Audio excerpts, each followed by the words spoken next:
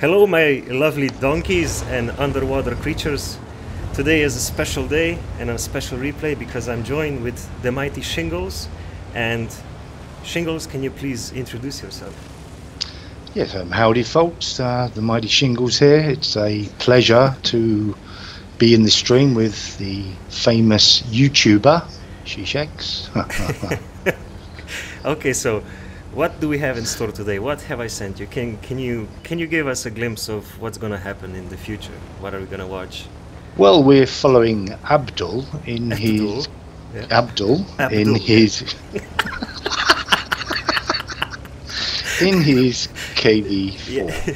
His nickname is Abdul, so we're not making anything up here. No, No, his name no, is no. Abdul something, which somebody from Eastern Europe may be able to pronounce, but I'm afraid I can't.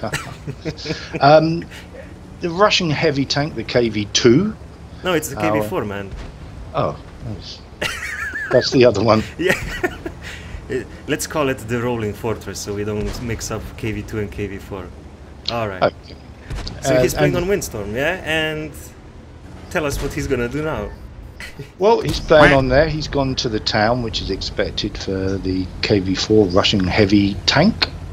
And he's pushing into a Super Persian, which still is quite a formidable weapon.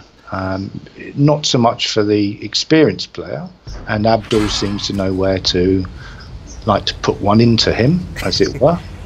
What do you think? What do you think about the KV4?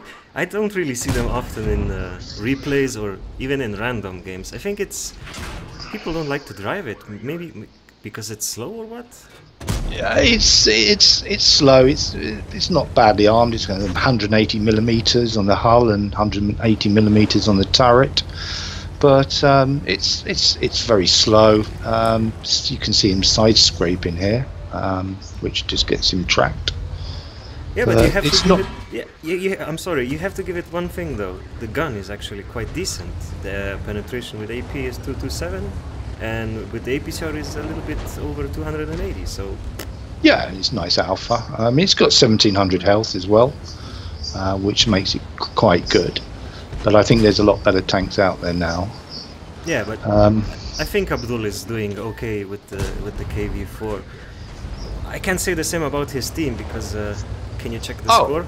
I think Abdul was doing very well, but it was 7-3. His actual nickname is Abdul. But it's okay. Abdul's pulled it back. Yeah. It's 7-6. Have you But noticed if how you it look went at from 1-7 to 6-7 in just 20 seconds? Exactly. Yeah, I think But Abdul is the happy. Yeah. I think he's happy. It was like somebody blew everything up. Now Abdul is pursuing over the bridge. Yeah. And if you look at the mini map, the north is looking a bit weak at the moment. But Yeah. They're gonna lose the left flank unless Abdul pushes right into these tank destroyers over here. Well, Abdul's pushing into Bukaki Palace corner to engage on the tanks here, which is a very good move, but he should really side scrape.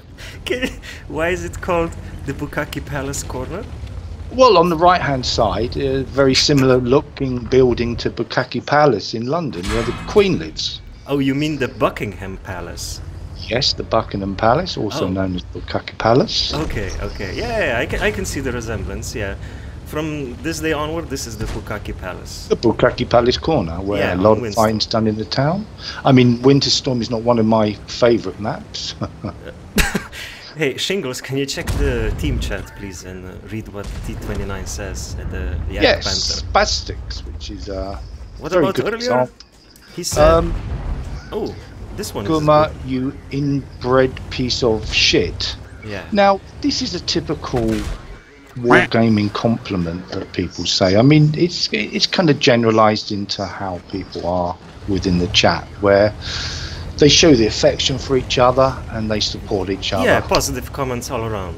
Exactly. Would you say that World of Tanks community on the European server is a helping, lovable community with positive people and positive attitude? Exactly. Yeah. Exactly. It's got a little worse since you can't speak to the enemy. He's saying he's saying you're the perfect example why wargaming shouldn't sell high-tier tanks to fucking useless cocksuckers. Well, this is another fine compliment. But he does have a point. He has a very valid point. He does, actually. It's that you can take somebody who's played one game and put them into a tier 8, and they do become sometimes a cocksucker, as mentioned. Yeah, I agree. Now, this is quite interesting because Abdul is now on his own against four guys. Yeah, it's 11-14. Exactly, and he's going to push around this corner into the KV3 in the Louvre. Yeah, I think he can dispose of this KV3 rather easily since it's a tier 7. He needs to go for the one shot, and hopefully he will. He's just been tracked. He's pushing round. He's going to put one into him. And yes, now his biggest concern now is the ELC coming around and flanking for. Oh, you mean the AMX? The AMX 1375. No, the guy has decided to take him head on, which was probably not one of the best moves in this world. No, you should never take a KV4 frontal with a light tank. Never. Well, not at all. I think he was maybe trying to distract it while the other guy killed him. Yeah, the KV3 is surely gonna kill him with HE. Yes, obviously. He did 29 damage with the last shot and 75 with the one before, so... We really need the Benny Hill music now, because KV4 chasing the KV3 is not really fun. This is exciting. This is going fast. If anyone is... I don't know... You can get a nosebleed by watching this. They're so fast. Well, yes. I mean, it's like two snails having sex, but you need time-lapse photography to see if it's actually happening. Now, the Artie could have won the game there. But he rolled for 149, which is a shame, Rat. Exactly. But Abdul in his KV4 is doing a fantastic job. I agree. And should be complimented on his cool-headedness. Yeah. And the 1375, to be quite honest, could have won the game by cap, but instead, or flanking, but instead decided to do a frontal charge on a tank with 180 millimeters of armor, which probably weighs something like 70 tons. Yeah.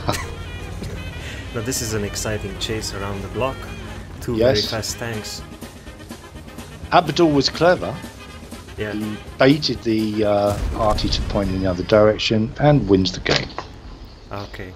Are we gonna go through the stats now? Let's go through the stats. I think we should. So, Abdul saved the day. He got quite a few shiny medals, including an ace tanker, right? What else? Well, I think Abdul did an extremely fine job in his KV4. Yes, he won lots of medals. A Colobanov, a Radley Walters, a Steel Wall, high caliber, Top Gun. Abdul really saved the day for these guys. Abdul carried. There were some situations that may have gone a bit different, but on the day, Abdul and the play that he had near Bukaka Palace, I felt really won the game, and his cool-headedness. I mean, Abdul, wherever you are in the world, well played. Yeah, he did 5.5k damage with 8 kills. Almost... Oh yeah, he did 1638 base experience. Unexplainable when you look at what Abdul done. I mean, look at the medals that Abdul... He Fire for Effect, Shellproof, Radley Waters, Bruiser, Duelist, Hand of God. Hand of God to Abdul. For Abdul, yes. That was one of his favourites. High Caliber. Top Gun, Steel Wall, and a couple others medal. I mean, what more can he want? I mean, he may not be able to accept the Hand of God. Yeah, I think this couldn't have went better for Abdul. Yeah. Exactly. And yes, I mean, the bottom three, 0, 0, 0. Yeah. On the other side... who did you remember the most from the enemy team? Well, I think the friendly guy... Solex Beers, who was a very friendly guy on the 1375 that decided to lose the game by not capping and driving head on to a 80 ton tank. I wouldn't do that, never ever. I would never go head on to a KV4. it's far better to take it from the rear. Always, it's better up the back than it would be frontally. And even then, he would struggle. Do you find that? Well, you have to hold on. You have to hold on, and you have to keep your cool until you've emptied. And if he emptied his clip, he could have won the game. I think he would have, yeah. And Artie stayed behind, providing covering fire. They just went in one by one, like a bunch of melons. If they'd pushed, then they would have won. But again, you get this situation where World of Tanks and random battles, people don't play as a team. And that was a prime example of how Abdul won, because of other people's lacking of any form of intelligence or looking at the map. Why don't they look at the map? You know what would have changed everything if two of those guys just tracked him, just keeping him tracked. Exactly. 1475 would go behind, impregnate him with this clip, and then an Artie would roll in from behind as well. But no. But yeah, so that's it. He made some profit, 44k, and well, that's it. I'm really happy that you decided to join me today, Shingles.